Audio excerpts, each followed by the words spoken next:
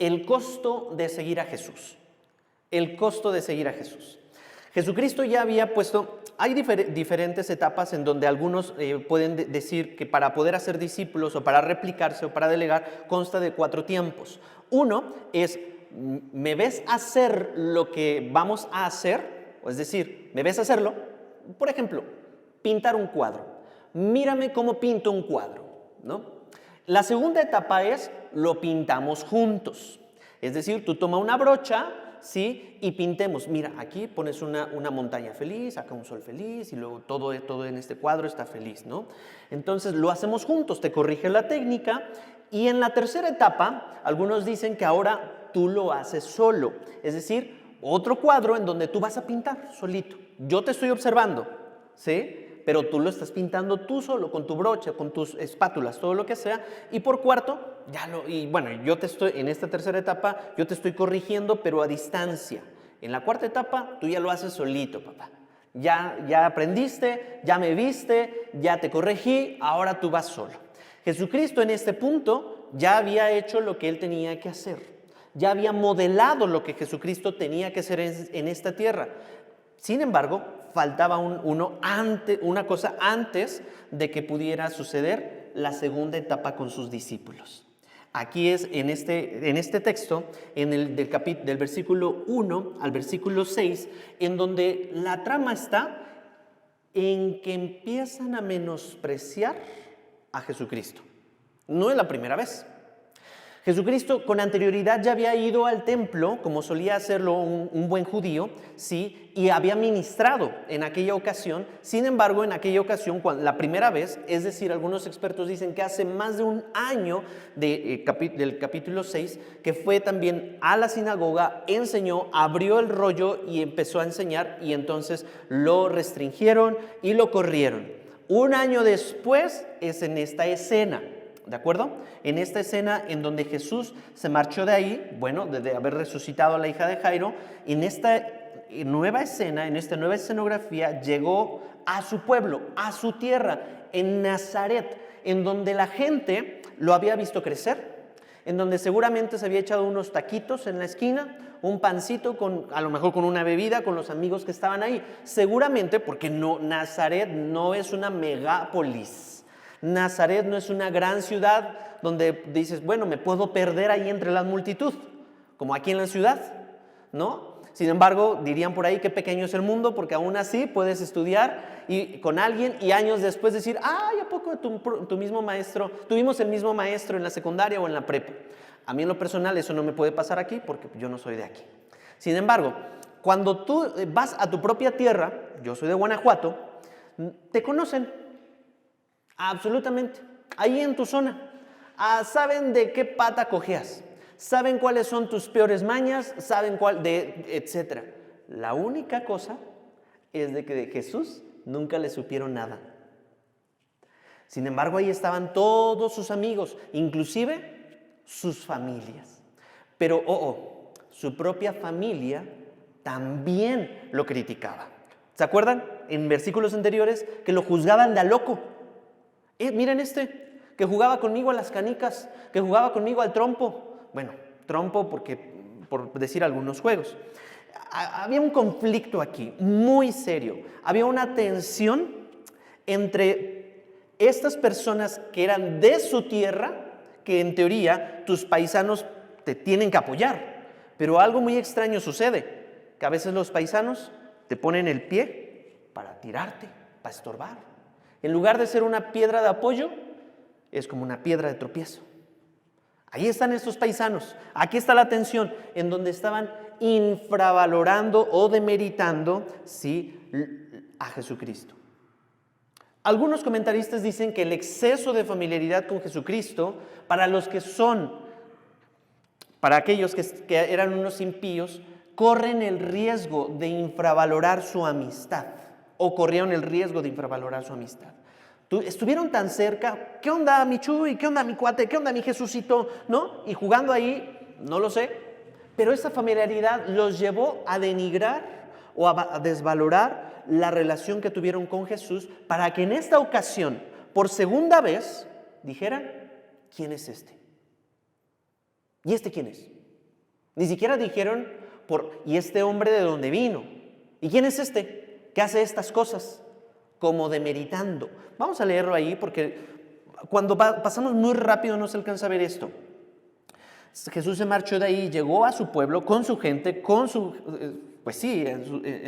terruños, y sus discípulos, ya estaban los 12, lo siguieron. Aquí estaban 12 aldeanitos que estaban siguiendo a Jesucristo, no tenían ninguna característica importante que señalar, más que eran simplemente personas. Y en el versículo 2 dice, cuando llegó el día de reposo, que es el sábado, comenzó a enseñar en la sinagoga, y muchos que escuchaban se asombraban diciendo.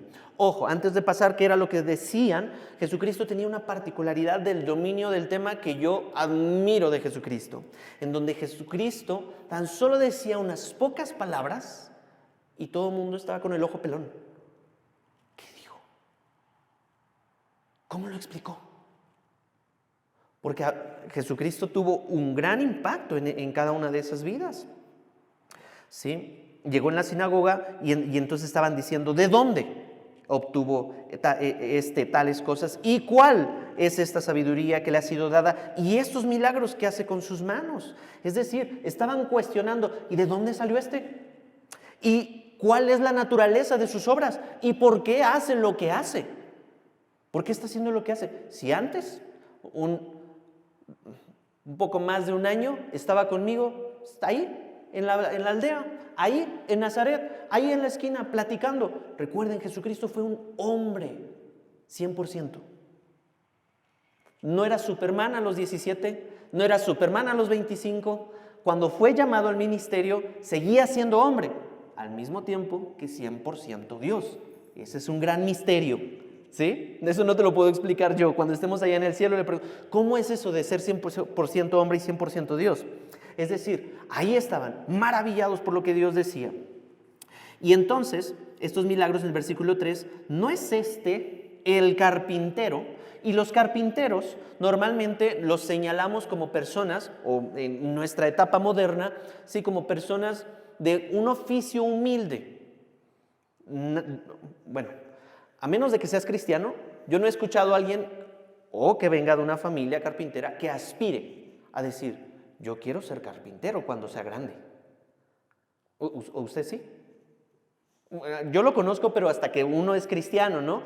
Y dice, yo quisiera ser como Jesús, quisiera ser como carpintero. Recuerda, cuando estaba Jesucristo no había electricidad, por lo tanto no había sierras eléctricas, por lo tanto no había toda esta maquinaria de talado de árboles para que tú y yo hiciéramos una mesa en un segundo, o una cama ensamblable, o todo eso no existía. Todo era a través de mecanismos rudimentarios, a través de todo esto, y seguramente Jesucristo tenía todo el poder del universo para decir, árbol de secuoya, yo te creé antes de que tú estuvieras aquí, conviértete en una silla. Seguramente Jesús podía haber hecho eso, pero no lo hizo. Árbol de roble, árbol de pino, o bueno, árbol de estos que son de aquella zona, y conviértete en X, Y y Z. Pero Jesús utilizó sus manos para trabajar. Ahí, este es el carpintero. Muchos denigraban en aquella época esta formación, pero era un oficio loable, era un oficio que decían, wow, un carpintero se juega la vida, se juega la cabeza por hacer bien su oficio. El hijo de María, para ti y para mí, pues, el hijo de mi jefa. No pasa nada. Pero recuerden que para los judíos era una ofensa referirse, primeramente, el hijo de la mujer, porque la mujer en aquella época no tenía los mismos derechos que como hoy tenemos. Entonces, aquí nos surgen varias especulaciones. ¿Dónde estaba José? Y si estaba, entonces, ¿por qué no figuró en el argumento de estas personas que estaban en la sinagoga? Era para desacreditarlo. Alguien le está diciendo, este hijo de su mamá, bueno, de María, ¿sí? Poniéndole un poquito de filtro, no tiene ninguna autoridad sobre nosotros. Nosotros sí estamos capacitados. Y entonces, y hermano de Jacobo, de José, Judas y de Simón. Aquí, mis queridos, contrario a la iglesia católica o a la iglesia tradicional, Jesús sí tenía hermanos. No hace falta escribir un código da Vinci, no hace falta meternos a los secretos del Vaticano. Es más que claro, Jesús tenía hermanos. Ahora, algunos podrían argumentar, es que la palabra hermano puede ser ese vínculo de sangre o ese vínculo de hermandad en la fe. Va, te la compro. Sigamos leyendo.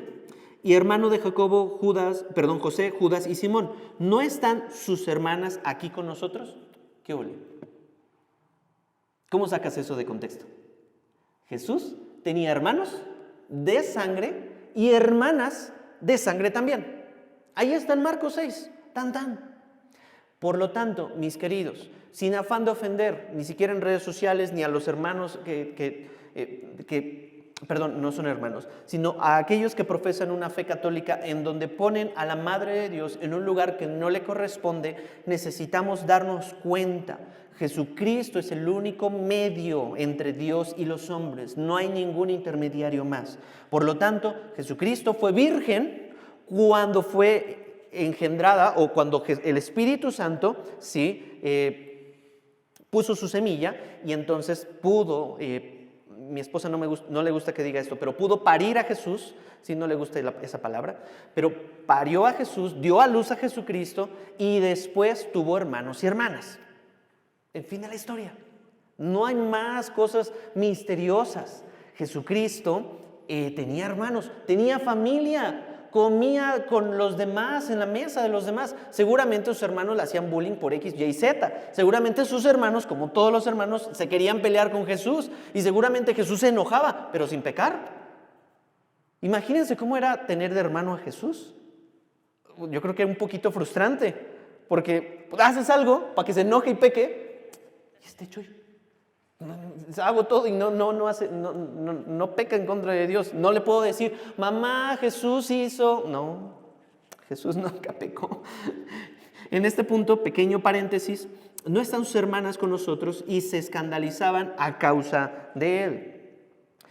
En este o palabra de maravillado, Jesús tiende a escandalizar a la gente, ¿sí? Pero Jesucristo estaba causando, no un escándalo como de una señora haciendo un escándalo en la calle gritando y destrampándose, sino la palabra escandalizo o el significado que proviene de ahí de esta palabra, lo que va más es de que perdieron su fe o pecaron. ¿Sí? Se escandalizaron, es decir, pecaron a causa de Jesucristo. Ellos perdieron. Porque esos que estaban hablando en esta escena, en este clímax, en todo esto que se está generando una tensión, ellos trataron de descalificar a Jesucristo, ¿sí? Y entonces ellos perdieron. Ellos estaban descalificándose y Jesús, resolviendo esto en el versículo 4, Jesús les dijo, no hay profeta sin honra si no es en su propia tierra y entre sus parientes y en su casa.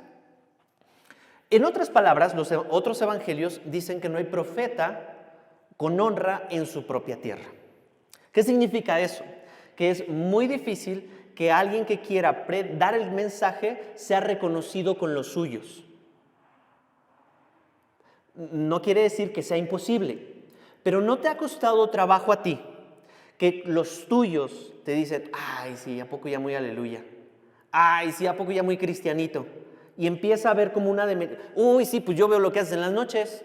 Uy, sí, pues yo te conozco, hermano. Uy, sí, yo te conozco, compadre. Yo te conozco. Y empiezan a demeritar y a despepitar un montón de cosas que demeritan a la persona. Por eso un profeta o aquel que declara verdad, sí, no es reconocido en su tierra. No quiere decir que no haga su labor en esa tierra a falta de reconocimiento, sino que cuesta mucho trabajo por la familiaridad que se generó y entonces eso pone en tela de juicio la credibilidad no del mensaje sino del mensajero.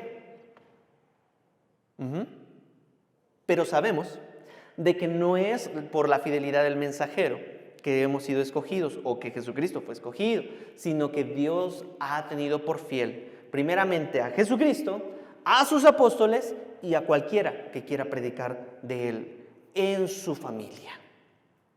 No es poca cosa, querida iglesia, porque han surgido conflictos. Yo he estado metido en ese tipo de escándalos, en donde los familiares dicen, por tu fe no te voy a seguir o no voy a hacer lo que tú estás proponiendo hacer. ¿Alguien más les ha pasado? Que las personas que están ahí, que se supone que son tu familia, te han dicho, ráscate con tus propias uñas. Es triste, pero es realidad. Así que no se me desanime. Mi intención no es de que salga aquí, no, pues sí, la familia que me tocó, esa no me cree. No es mi intención desanimarlos, ¿sí? Mi intención es que podamos ver el costo de seguir a Jesucristo, porque Él estaba poniendo el ejemplo. ¿Recuerdan las 4 etapas? Jesucristo fue señalado, menospreciado, y más adelante les iba a decir a sus discípulos, ustedes van a padecer. ¿Y cómo respondió Jesucristo frente a todo eso? Con una simple declaración. Ahí está resolviendo la tensión. No hay profeta sin honra, sino en su propia tierra y entre sus parientes y en su casa. Estas personas que se les había dado otra oportunidad para poder creer, para poder arrepentirse, no estaban creyendo. Por eso Jesucristo, cuando estuvo en otra ocasión viendo la gran ciudad, se entristeció. Se compungió de corazón, y es que son multitudes de ovejas que están como sin redil, como abandonadas ahí, sin ovejas. No está hablando acerca de la iglesia, está hablando acerca de los judíos. Jesús fue a otros rediles de alrededor recorriendo la zona para predicar sobre el reino de Dios y su arrepentimiento, porque los suyos no quisieron escuchar. Su Judea, como en Hechos bien lo dice, en Judea, en Samaria y hasta el último de la tierra, fue en Nazaret. Él hizo su papel. Él cumplió lo que más adelante se iba a estipular. Y la primera vez Jesús, ¿sí? Bueno, en Lucas 4:16, cuando narra esto, donde había sido criado y según su costumbre entró en la sinagoga el día de reposo y se levantó a leer.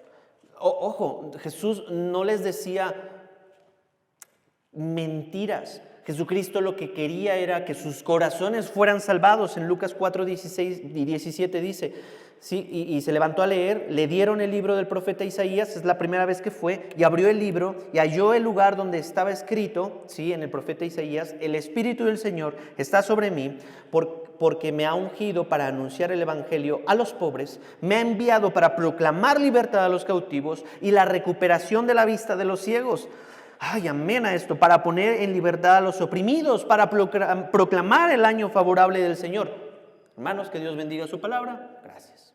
Eso fue todo el sermón. ¿Qué estaba tratando de decir ahí Jesucristo? Yo soy el Mesías. Y este es mi mensaje. Libertad. Y me encanta. Recuperación de la vista, poner en libertad, proclamar el año favorable del Señor. ¿Quién no quiere eso en su vida? ¿Quién no desea eso en su vida?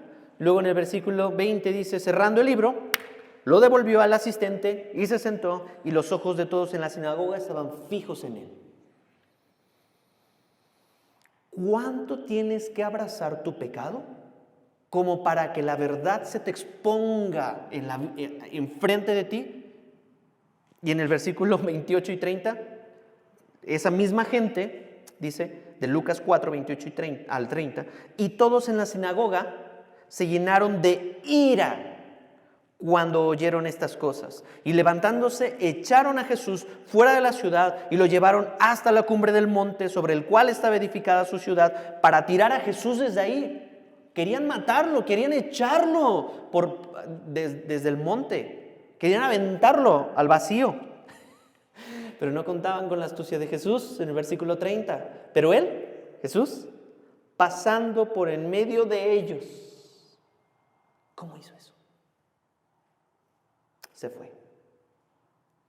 Bendito sea Jesús. Jesús quería que tuvieran un arrepentimiento. Jesús, la gran cabeza de la iglesia, ya demostró su autoridad, ya demostró su poder frente a la naturaleza, frente a los espíritus inmundos, frente a la enfermedad, frente a la muerte, frente, ¿sí?, a cualquier otra persona, ¿sí? Y ahora sus discípulos debían hacer lo mismo que su maestro.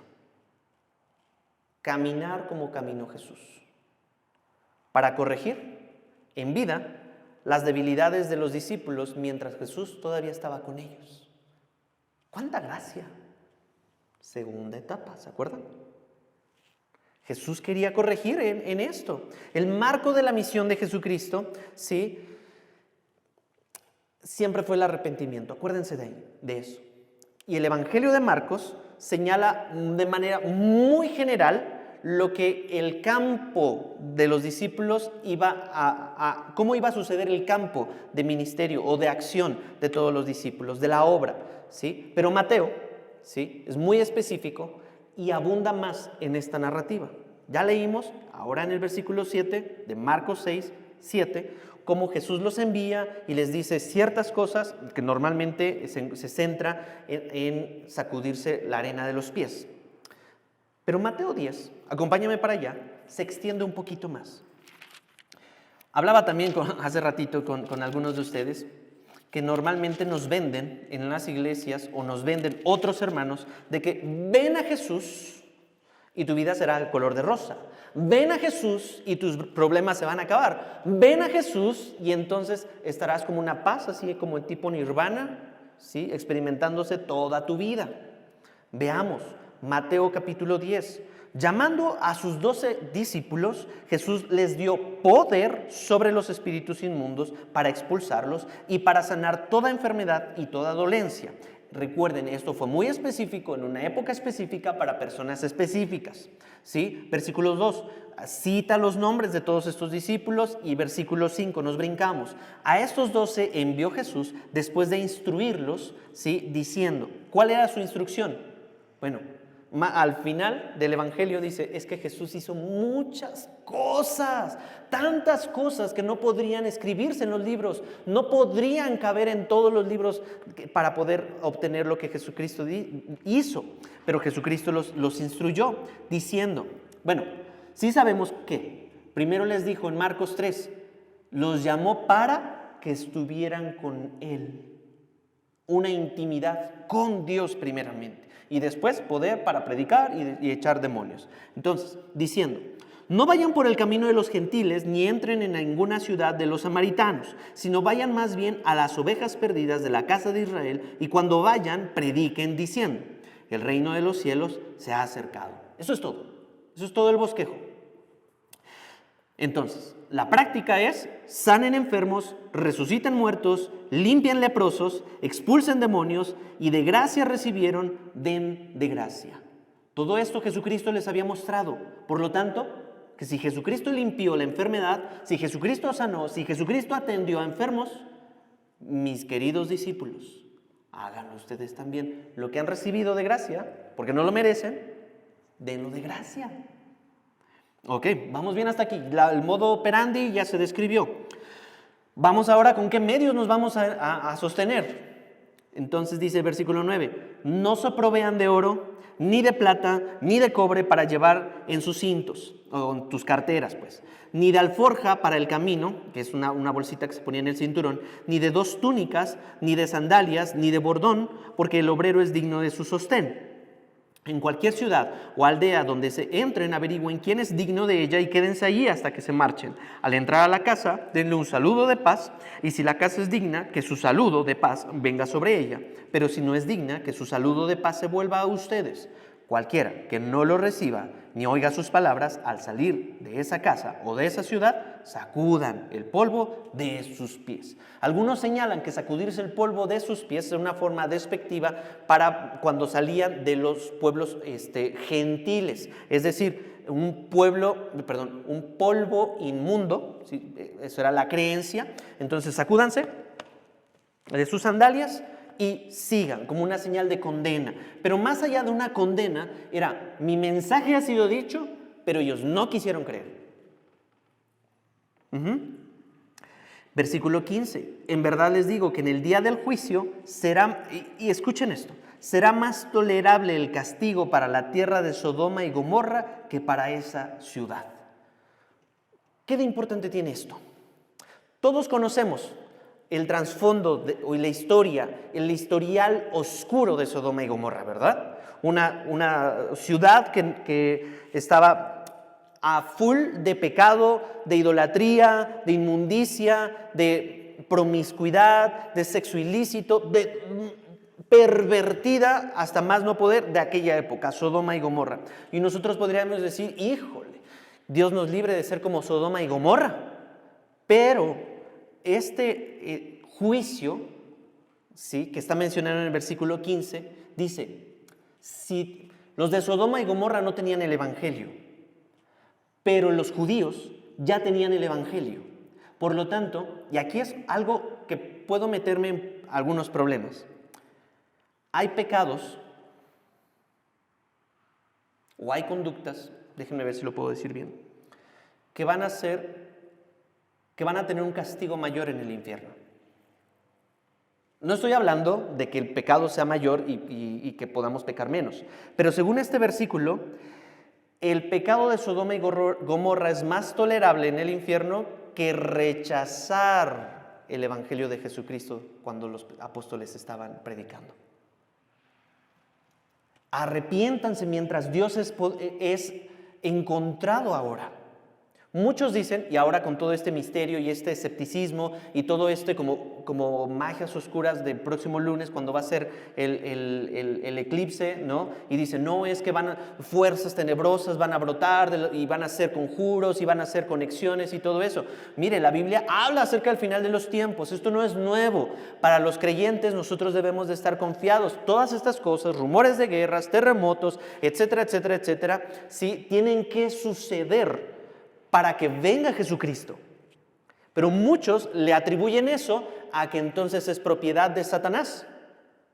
Recuerden, Satanás es un subordinado de Dios. Por lo tanto, si Dios está permitiendo todo esto, a muchos les genera, pongamos nuestra atención en cómo me voy a proteger, si no voy a la escuela, si no voy a trabajar, que si me compro estos lentes, que si agarro unas latas, entonces ya se está acercando la etapa zombie, el apocalipsis y un montón de cosas. Y mi atención está en cualquier otra cosa, menos en Dios. Si Jesucristo viniera y te dijera, arrepiéntete hoy, y tú no consideras y te mantienes en tu incredulidad, en tu necedad, el pecado de Sodoma y Gomorra va a ser más tolerable que tu incredulidad al evangelio. ¿Me van siguiendo? Digo, Señor mío,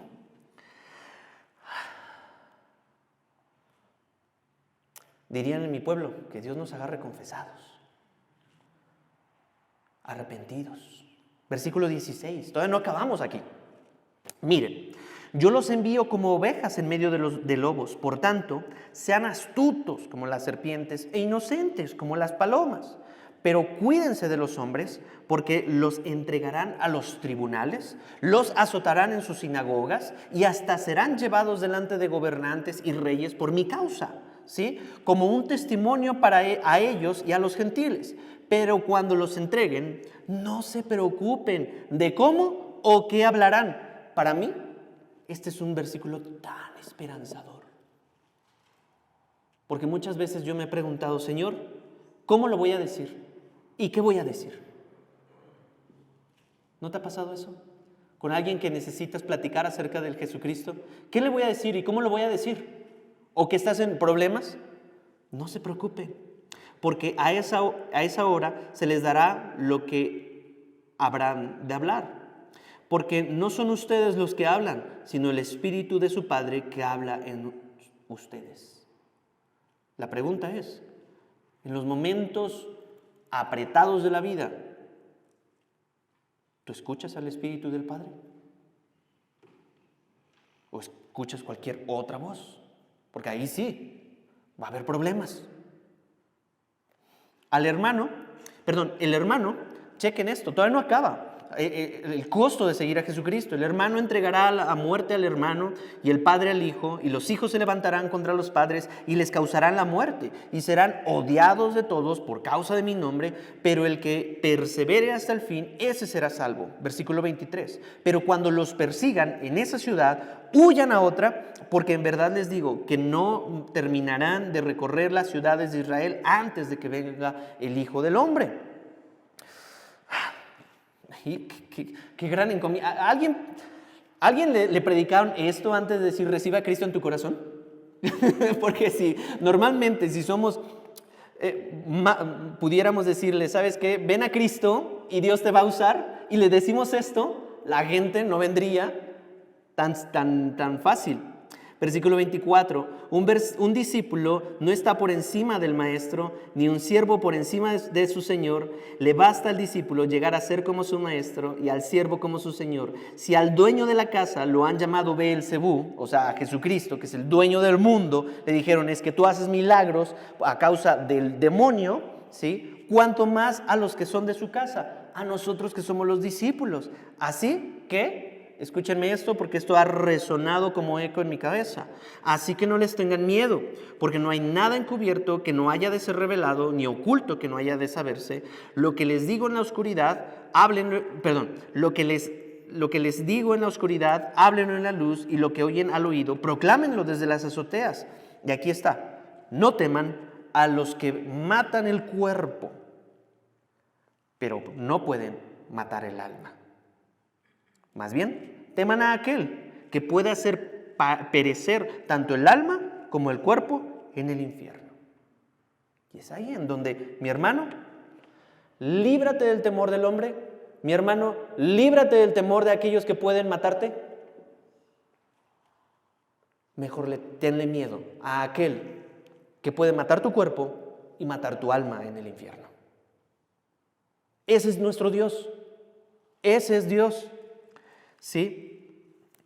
Versículo 29. ¿No se venden 2 pajarillos por una monedita?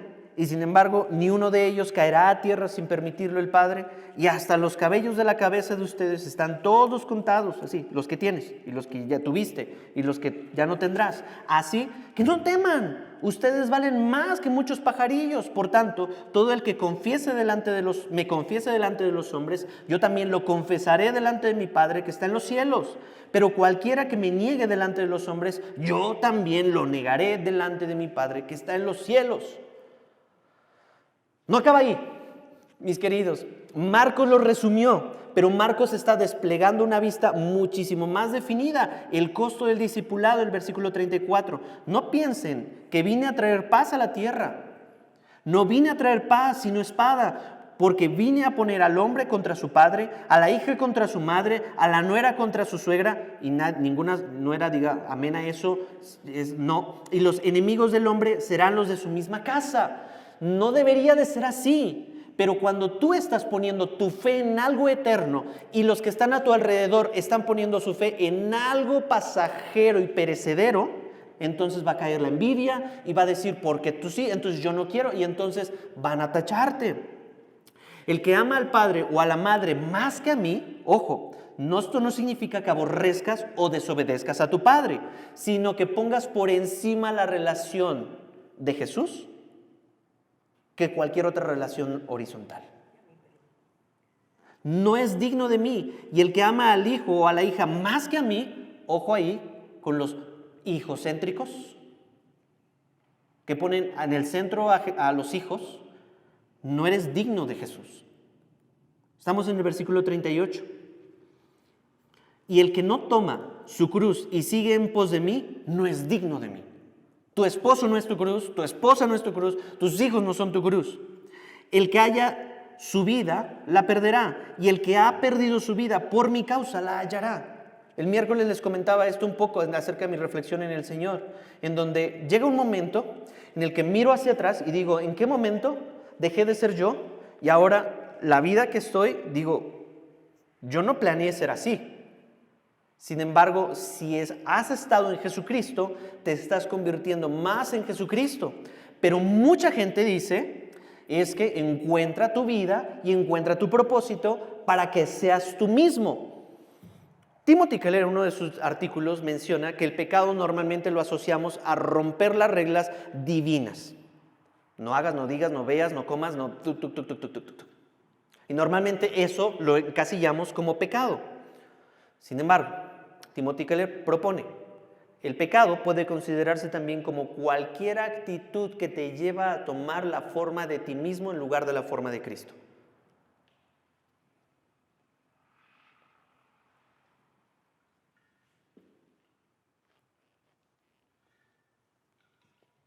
Sea buena o sea mala. Cualquier cosa o actitud que te lleven a tomar tu propia forma, te está llevando a un lugar muy diferente a lo que Cristo te quiere llevar. El que haya su vida, la perderá. Y la perderás, mi querido hermano, hermanita, hermano, hermanote, ¿sí? Pero el que haya perdido su vida por mi causa, por la causa de Cristo, la hallará. Si el día de hoy o el día de ayer dijiste, Señor, yo no quiero hacer esto, yo no haría esto, pero tú me estás llamando a hacer, a perdonar, a reconciliar, a vivir en libertad, a vivir en perdón y a vivir en Cristo, pero yo no era así, Señor. Ten la seguridad de que vas a hallar la vida. Y el que lo reciba a ustedes, me recibe a mí. Si tú me recibes en tu casa o yo te recibo en mi casa, no te recibo a ti. Recibimos a Jesús. Y el que me recibe a mí, recibe al que me envió, o sea, Dios. Y el que recibe a un profeta como profeta, recibirá recompensa de profeta. Y el que reciba a un justo como justo, recibirá recompensa de justo. Y cualquiera que como discípulo dé a beber, aunque solo sea un vaso de agua fría, a uno de estos pequeños, a un humilde, en verdad les digo que no perderá su recompensa. Tú puedes ser de gran bendición ofreciendo tan solo un vaso de agua y recompensar a otros que pueden estar en tu casa tratando de hablar cosas del reino. Una de dos. O eres de aquellos que se está dedicando a hablar de asuntos del reino constantemente, o eres de aquellos de los cuales tenemos que sacudirnos los polvos, el polvo de los pies, que no está recibiendo eso en su casa. Regresemos a Marcos. El tema de la predicación de los discípulos, el tema del costo de seguir a Jesucristo es arrepiéntanse, sean equipo. Regresemos a Marcos, porque ahí en los versículos posteriores, ya vimos desplegando eso, versículo 7, entonces Jesús los llamó a los 12 y comenzó a enviarlos de dos en dos. Esto es importante, ¿sí? Porque no sé si a ti te ha pasado, pero cuando estás en una temporada así súper bajoneado, súper sin pila y sin ganas de seguir, Dios te envía a alguien para poderte levantar, abrazar, escuchar, ministrar tu corazón. Mejor son dos que uno.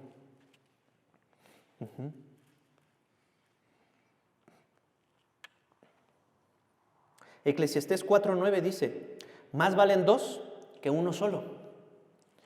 No está hablando exclusivamente de esposo y esposa. Los apóstoles, unos eran solteros, otros eran casados. No está diciendo y los casaba primero y luego los enviaba, sino era una cuestión de trabajo en equipo. Entonces, Eclesiastés 4:9 viene a reforzar esto, pues tienen mejor pago por su trabajo. Proverbios 27:17, el hierro con hierro se afila y un hombre aguza a otro, es decir, le ayuda a crecer, a madurar. Dice otro comentarista, 2 hombres juntos hacen más trabajo que 2 hombres solos. Sin embargo, por eso dice la Biblia, no es bueno que el hombre esté solo. Y ahí se habla acerca de la ayuda idónea. Pero aquí el comentarista dice, se ayudarán a valorar las cosas y cometerán menos errores. Se ayudarán en las dificultades y fracasarán menos.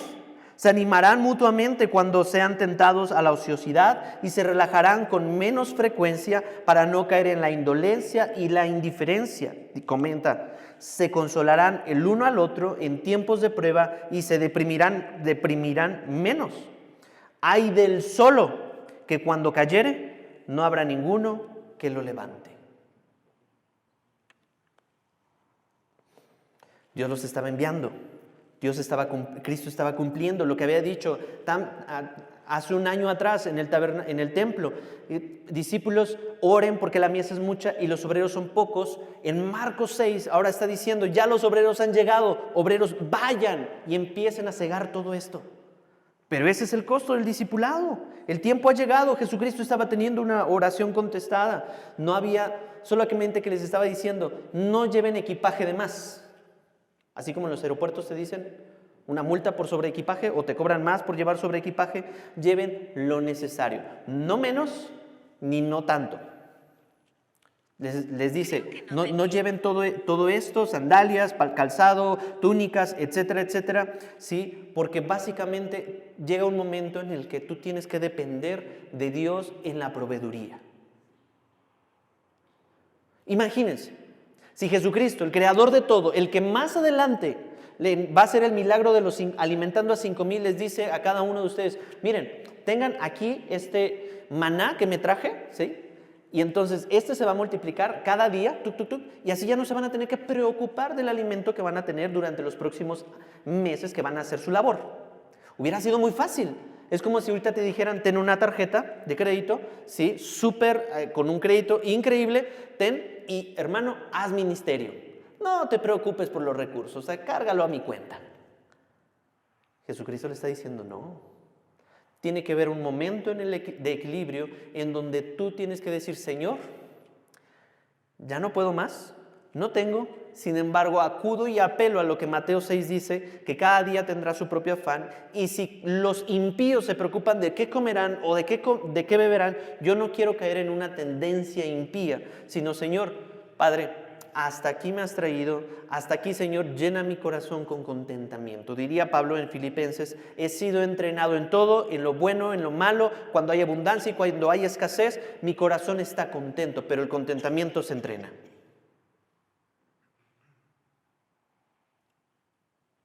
Yo no sé cuál sea la misión, el llamado que tú tienes hoy que enfrentar durante esta semana, que Dios te está diciendo, mi hijo, mi hija, haz esto. Señor, pero no tengo el recurso.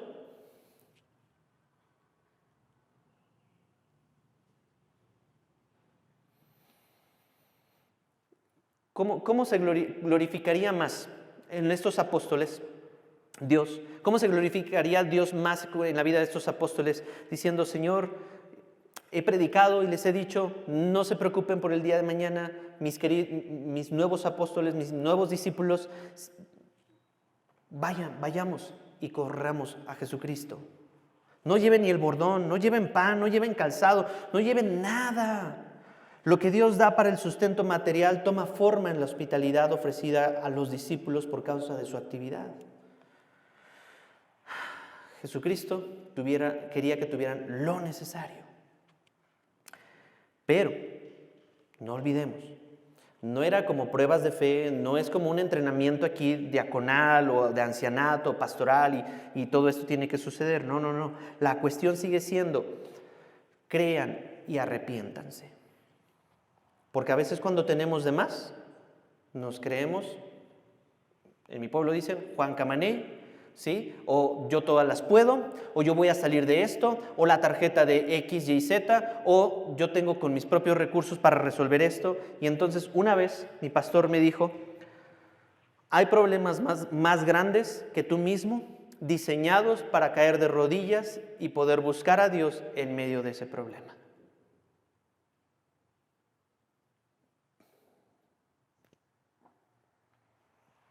Yo no sé en qué situación estés hoy, en donde tengas que arrepentirte, como esos que estaban en la sinagoga diciendo, Señor, ¿y tú quién eres para decirme lo que tienes que hacer?